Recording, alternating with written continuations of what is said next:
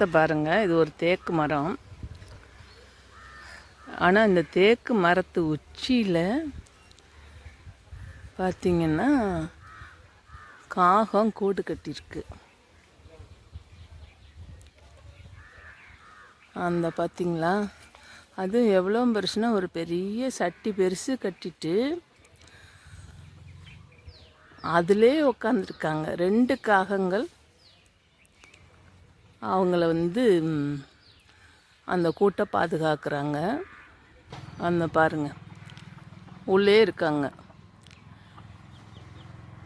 இவங்க கூடு கட்டுறதுக்காக நிறைய குச்சிகளை ஒரு 15 நாளாக பொறுக்குனாங்க.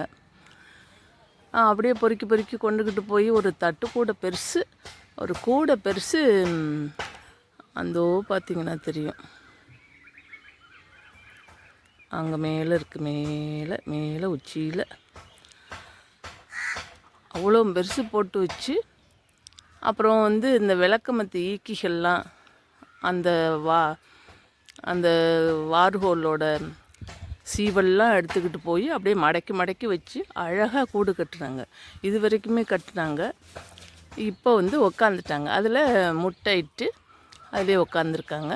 இதில் 2 காகங்கள் மாற்றி மாற்றி ஒருத்தங்க உள்ளே இருக்காங்க, ஒருத்தங்க இற கொண்டு வராங்க. ரொம்ப ஆச்சரியமாக இருக்குது பாருங்களேன். இப்போ நம்ம பறவைகள் பண்ணுறதை பார்த்தா ரொம்ப ஆச்சரியப்பட்டு போகணும். அவ்வளோ தூரம் அவங்க பாதுகாக்கிறாங்க. அவங்க கூடு கட்டுறதுலேருந்து சரி, நமக்குன்னா பல பேர் வீடு கட்டி எல்லோரும் சேர்ந்து கல் மண் செவரெல்லாம் வச்சு வீடு கட்டுறாங்க. ஆனால் அவங்களே வீடு கட்டி ஒரு அழகான இதாக உருவாக்கிடுறாங்க.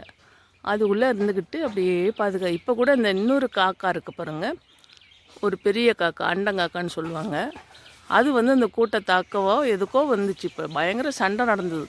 இந்த 2 காகங்களும் அதை விடாமல் துரத்தி அடிச்சுருங்க. இப்படி ஒருத்தங்க காவை காக்குறாங்க, இன்னொருத்தங்க இற கொண்டு வர்றாங்க, வெளியிலேருந்து பார்த்துக்கிறாங்க. இப்படிலாம் நடக்குது. இதெல்லாம் நோட் பண்ணும்போது நம்மளும் அந்த பிறவிகளாகவே பிறந்திருக்கலாமோ அப்படிங்கிற ஒரு எண்ணங்கள் தோன்றுது. ரொம்ப ஆச்சரியமாகவும் இருக்குது. அதில் மட்டும் இல்லை, இவங்க எவ்வளோ உயரத்தில் கட்டியிருக்காங்க பார்த்திங்களா, யாருமே எட்ட முடியாத இடத்துல. நம்மளாம் ஆளுங்களை வச்சு தான் மாடி கட்டுறோம்.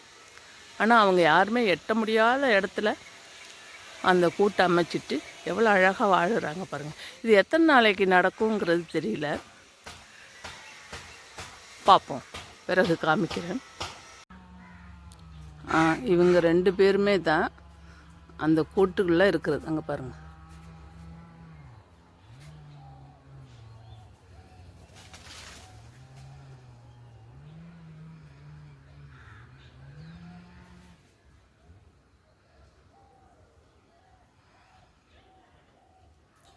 அப்படியே இங்கேருந்து உணவை பகிர்ந்துக்கிட்டு அவங்க கூடு இருக்கிற இடத்துக்கு போயிட்டாங்க.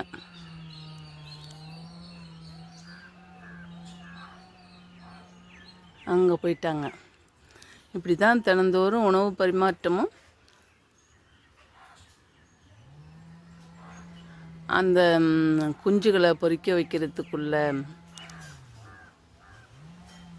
அதற்கான ஏற்பாட்டுகளையும் பண்ணிக்கிட்டு இருக்காங்க. அங்கே அதுலேயே நிற்கிது இந்த காகம். வாங்க வாங்க வாங்க பாருங்கள், அங்கே வச்சிட்டேன் சாதம். 2 பேருமே தான் அடை காக்குறாங்க. 2 பேரும் ஒற்றுமையாக அதை சாப்பிட்டுட்டு நேராக அப்படியே பறந்து போவாங்க அவங்க இருக்கிற இடத்துக்கு. ரொம்ப பசி போல் இருக்கு. என்ன காக்கா, ரொம்ப பசியா?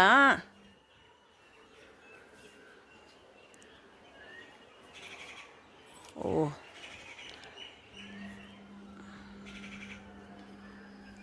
அப்படியே அந்த மரத்தில் போய் இருக்காங்க பாருங்கள். 2 பேருமே அங்கே கொண்டு வச்சுப்பாங்க. அந்த பள்ளமாக இருக்குது ஒரு இடம், அதுக்குள்ளே வச்சுக்கிறாங்க. அப்படியே பாருங்கள்.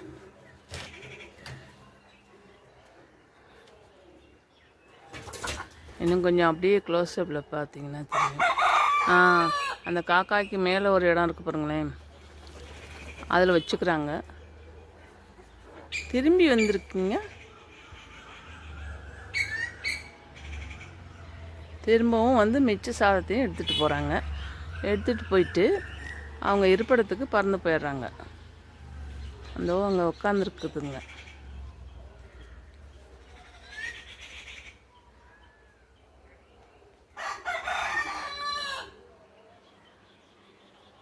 அங்கே கிளையில் அப்படியே கூட்டுக்கு போச்சு, சென்டருக்கு போயிட்டு கூட்டில் போயிடுச்சு பறந்து. அப்போது குஞ்சு பொரிச்சாச்சுன்னு நினைக்கிறேன். ஆரம்பத்தில் காமிக்கிறது முன்னாடி எடுத்தது ஒரு 10 days ஆச்சு. அதுக்கு அப்புறம் அப்போ அது போய் குஞ்சுகளுக்கு தான் ஓட்டுது.